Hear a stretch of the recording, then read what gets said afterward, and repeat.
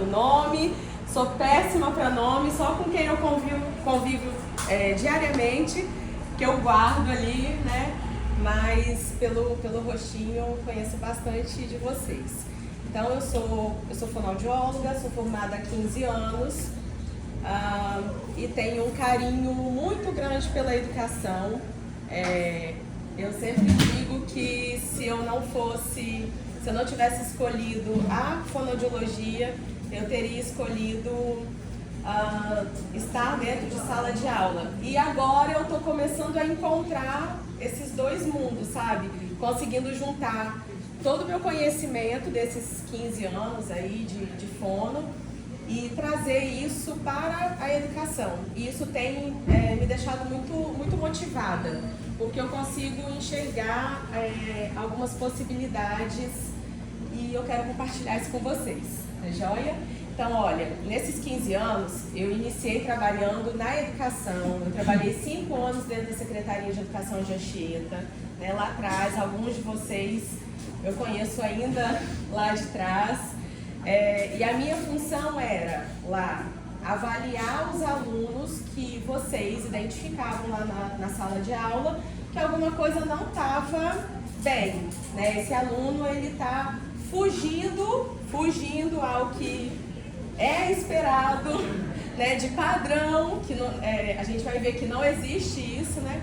Mas dentro de uma linha de aprendizagem, aquele aluno não estava dando conta de acompanhar o que a maioria estava dando.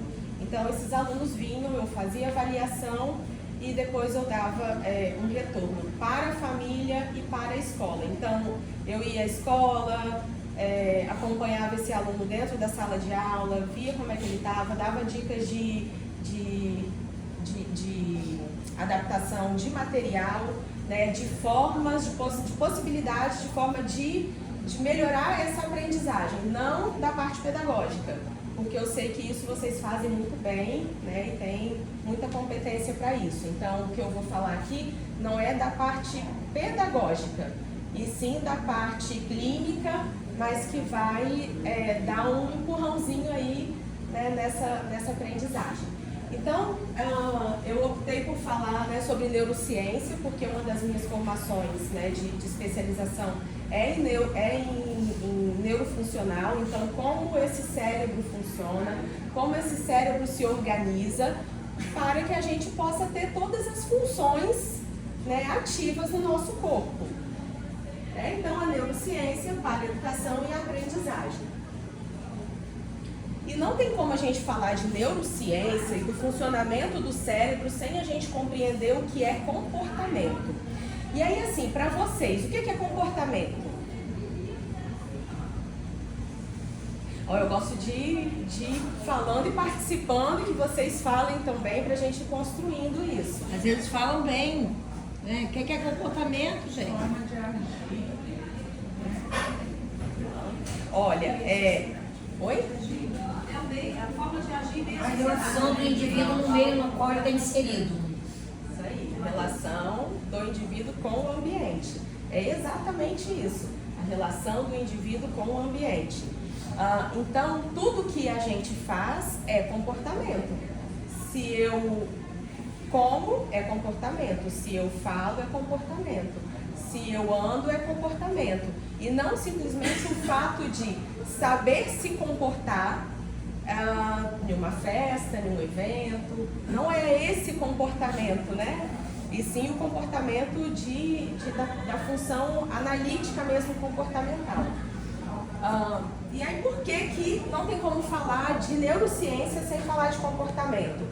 Porque o comportamento vai mudar a estrutura do nosso cérebro, né? Essa arquitetura do cérebro, para que a gente consiga ter novos comportamentos e comportamentos diferentes. E é aí que junto a gente vai chegar na aprendizagem. Então, quando um bebezinho lá nasce, quando nós nascemos, quais eram, né, e aí já pergunto para vocês responderem, quais eram as habilidades, quais são as habilidades que são natas ali, né? Nasceu, o bebê já faz. Choro. Que mais? alguns movimentos iniciais de mão, né, de pé, a sucção. Mais alguns?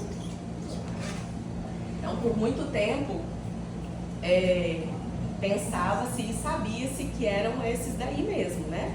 E aí tem um monte de teorias de como a gente vai desenvolver. Mas hoje a neurociência, né, após tantos anos, né, e ali na década de 80, 90, esses estudos da neurociência, eles começaram a ficar muito fortes e muito voltados para essa associação com a educação. E aí eles vêm mostrar pra gente o quê? Que o cérebro do bebê, ele nasce com várias áreas preparadas para a interação social. Então, nós somos seres sociais. Nós nascemos prontos para interagir. Então, essas 4 áreas do cérebro, elas são responsáveis pelo início da interação social, que é o córtex pré-frontal, que é aqui na frente, que é responsável pela cognição social, o sulco temporal, que é responsável pelos movimentos biológicos, e o controle ocular, então começa a ver os movimentos de mão, de pé, o olhar, o acompanhar esse olhar, né? O giro fusiforme, que é responsável pela percepção facial, por isso que os bebês desde muito pequenininhos já conseguem reconhecer com mais facilidade o rosto da mãe, o rosto do pai, com quem eles estão ali diariamente.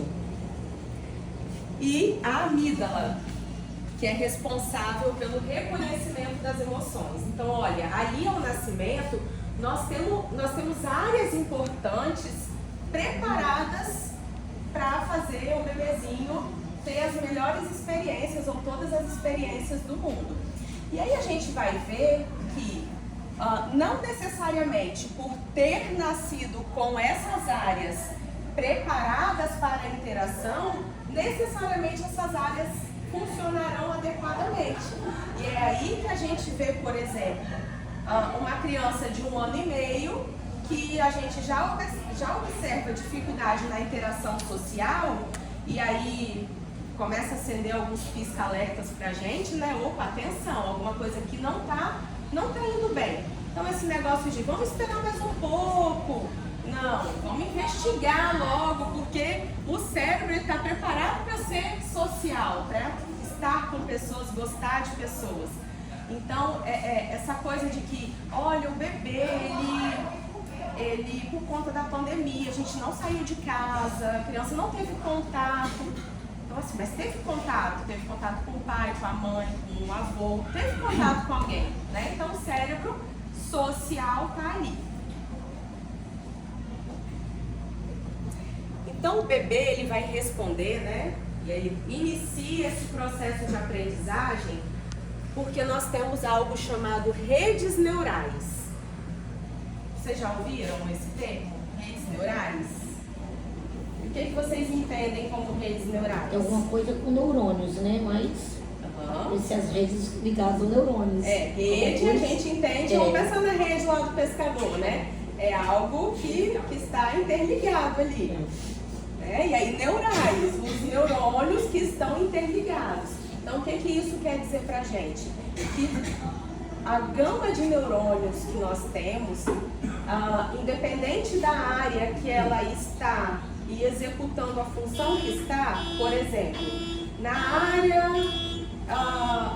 área responsável pela linguagem, nós temos os neurônios lá que têm características específicas para executar a função da linguagem. Nós temos a área motora, então aqueles neurônios da área motora têm características específicas para executar funções daquela área. E aí, todos esses neurônios estão interligados. Vou dar um exemplo. Acontece um acidente vascular cerebral, um AVC. Lesionou a área responsável pela fala. Então, esse indivíduo, ele consegue compreender muito bem, mas ele não consegue mais, inicialmente, falar. Ele tenta e não vai.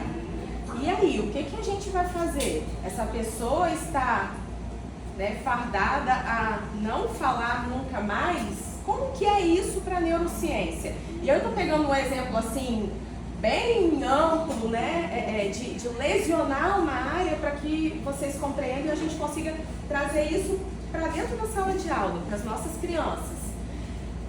Então essa área está lá lesionada, então é como se ela não existisse mais, os neurônios não estão funcionando mais.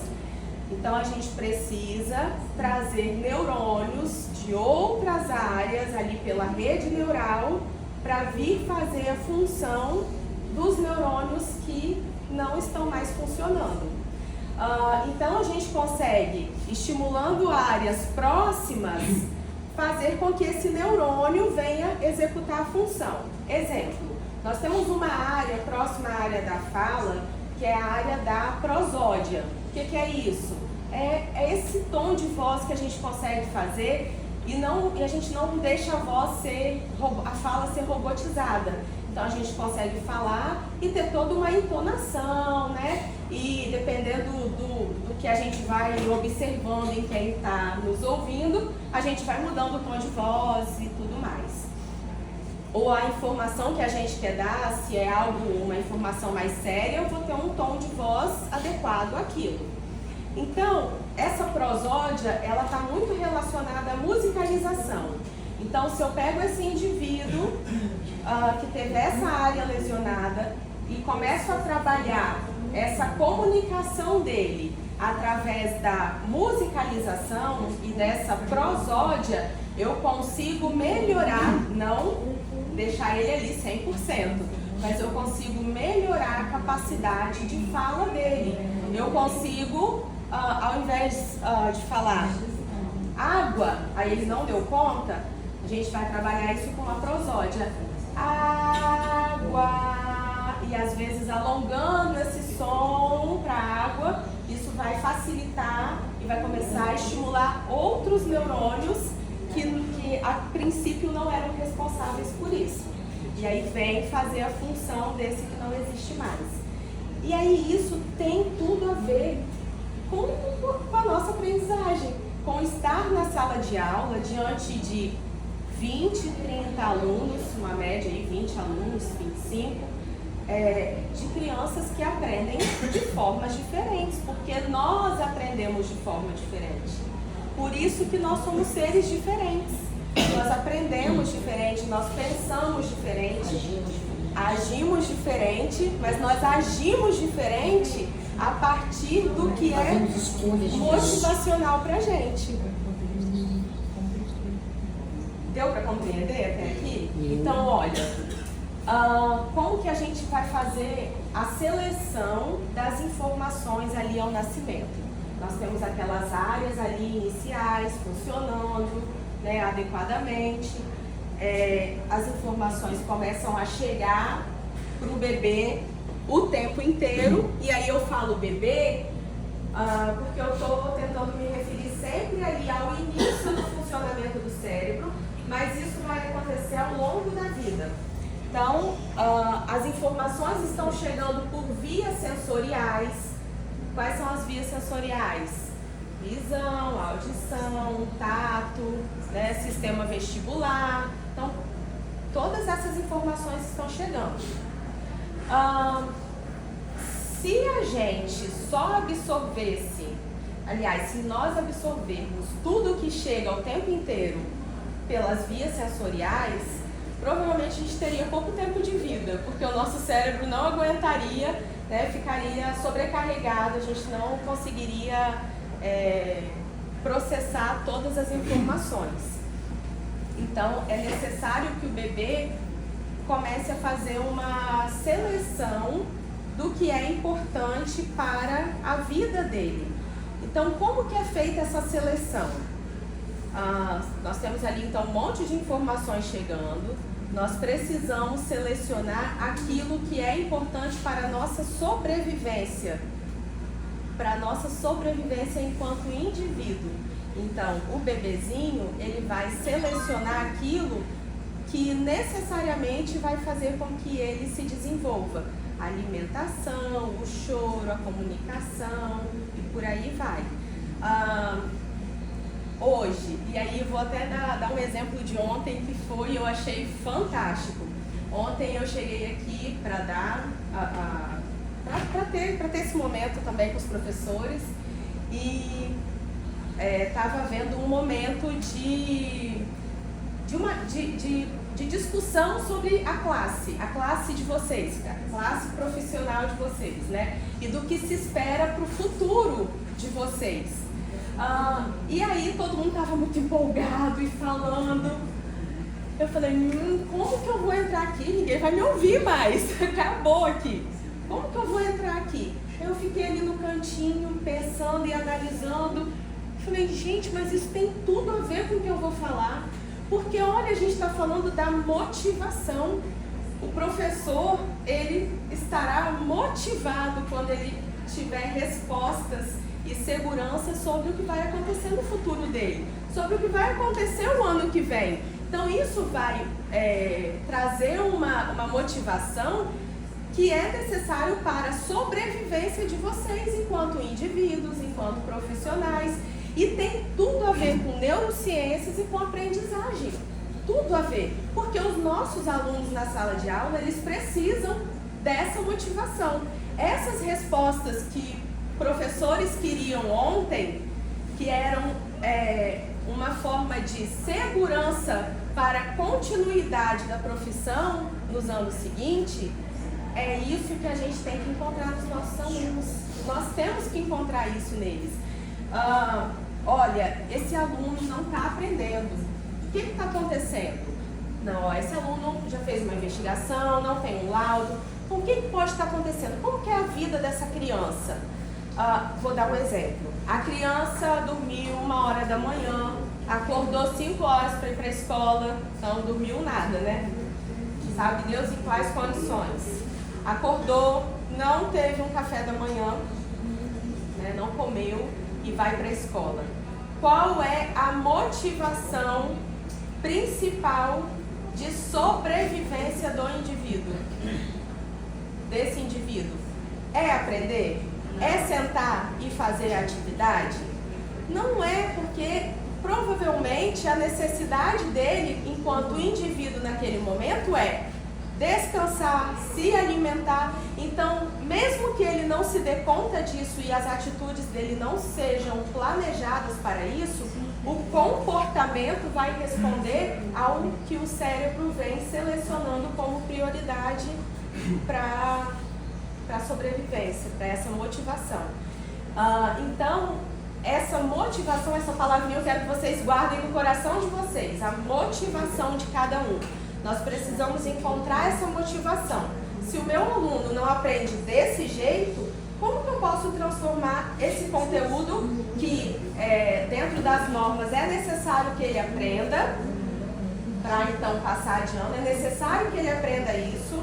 Como que eu posso transformar e trazer isso em uma perspectiva motivacional para esse aluno? O que chama a atenção dele? Agora a gente está na Copa. As cartinhas, nossa, é um vício. Acho que as cartinhas eu posso tentar associar. Vamos criar cartinhas, tem várias cartinhas na internet. A gente pode imprimir, pode fazer algum trabalho e a gente vai trabalhar matemática, português, a gente vai trabalhar texto, tudo com cartinhas. Porque às vezes essa cartinha é algo motivacional para a criança nesse momento. Então sempre trazer questões motivacionais. Porque é isso que vai determinar quem nós vamos ser no futuro. Deu para compreender até aqui? Então tá. Qualquer coisa pode parar, fazer pergunta, tá joia? Comentários.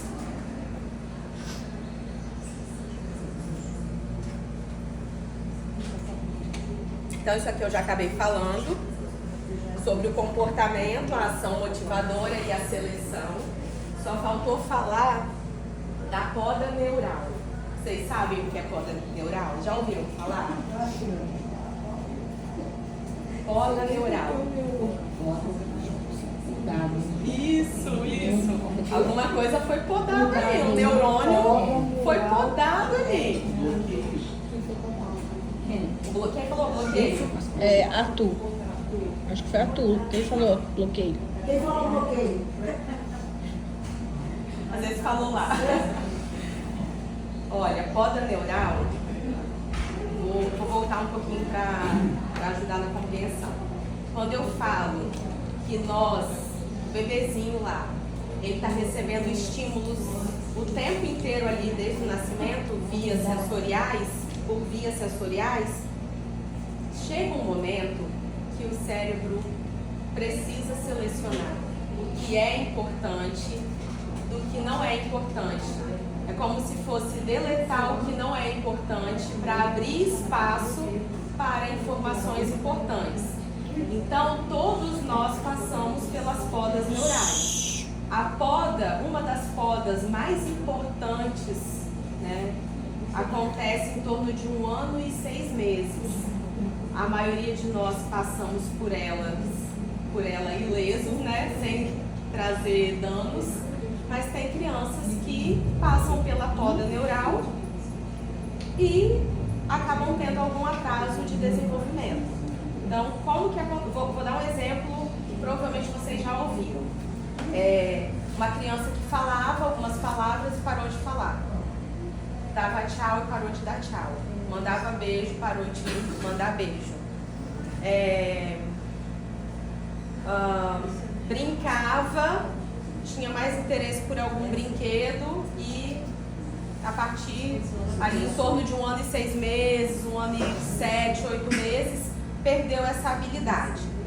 Então, a gente já acende um pisca-alerta, né? Opa, alguma coisa aqui não tá legal. Então, vamos investigar um pouquinho? Mãe, tá, seu filho dava tchau e parou de dar tchau. Mas qual era a intensidade desse tchau? Como que era para ele dar tchau? Olha, Pantila, ele dava tchau assim. Meu filho, ó, a gente vai embora, dá tchau pra vovó. Nada. Meu filho, vovó, olha, vovó gostou de você, dá tchau pra vovó. Assim, meu filho, dá tchau. Aí pega na mão da criança, a criança faz assim, mexeu um pouquinho, né? E aí a mãe, ó lá, deu tchau. Então na cabecinha da mãe, né, na nossa cabeça enquanto mãe que a gente quer, a gente enxerga que os nossos filhos são perfeitos, fazem tudo. Então, para aquela mãe, a criança deu tchau. Então quando eu pergunto, seu filho dá tchau? Olha, ele dá tchau, ou dava e parou. Então a gente vai ver a qualidade disso. Mãe, ele falava papai e mamã, mas qual era a intensidade disso? Olha, eu tinha que ficar na frente dele. Mamã, mamã, mamã. Aí com muito custo a criança, mamã. E acabou. Demorava 3 dias para falar mamã de novo. Então, isso é uma informação que para o cérebro e para aquela criança é uma informação, uma habilidade que não estava consolidada, não estava armazenada no cérebro como algo relevante e por explicações que a gente ainda não tem, a ciência ainda não tem, essa habilidade ela foi apagada. Uma das hipóteses é a seguinte: nós selecionamos e não perdemos aquilo que nós usamos com frequência. Então essa criança lá de um ano e 8 meses que parou de dar tchau, mandar beijo e falar, ela deixou de andar? Não deixou. Ela começou a andar em torno de 1 ano e está na avaliação com 1 ano e 8 meses. Então tem 8 meses que ela está andando, ela não deixou de andar. Ela deixou de engolir, deglutir? Não deixou. Mas por que então que essas habilidades ela não perdeu e outras ela perdeu? Porque andar, ela andava o tempo inteiro, todos os dias, em vários terrenos, subindo, descendo, em terra, em asfalto, enfim, em contextos diferentes. Então essa era uma habilidade consolidada no cérebro. O cérebro entendeu que aquilo era importante estar armazenado. E as outras habilidades que eram raramente usadas não ficaram armazenadas.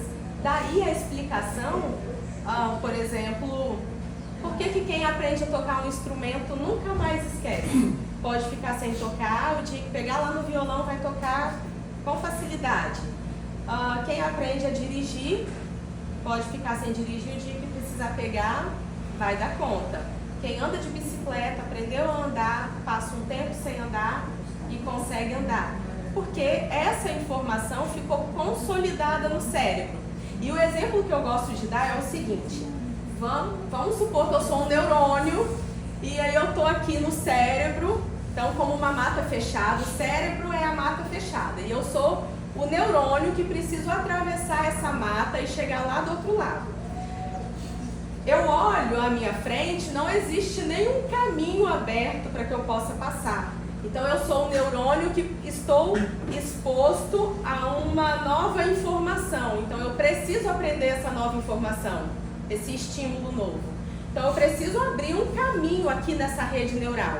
Então eu estou aqui na mata e aí eu pego um facão e vou cortando um galho, corto outro, aí eu vou me arranhar, vou passar de lado, vou abaixar, vou passar com dificuldade, mas eu vou conseguir atravessar aquele caminho.